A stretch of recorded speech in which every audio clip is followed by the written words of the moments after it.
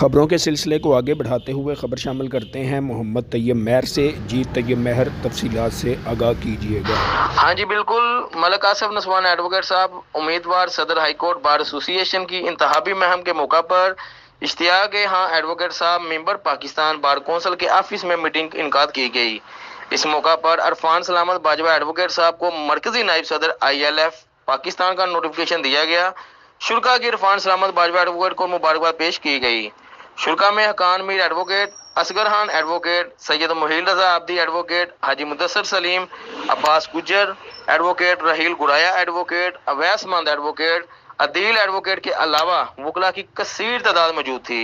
Ishtiyaq Ehan advocate साहब ने कहा कि आसिफ नसवाना एडवोकेट बेहतरीन उम्मीदवार हैं जो जीत कर आइन कानून की बालादस्ती बिलखसूस वकला की फलाह बहबूद के लिए भरपूर कामशे करेंगे।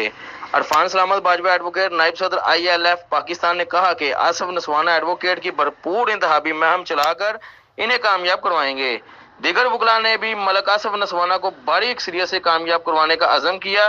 इस मौका पर शुरा को पुरतकल्लफ ज़ोहराना दिया गया। जी बहुत शुक्रिया तैयब महर, तफसीलात बताने का।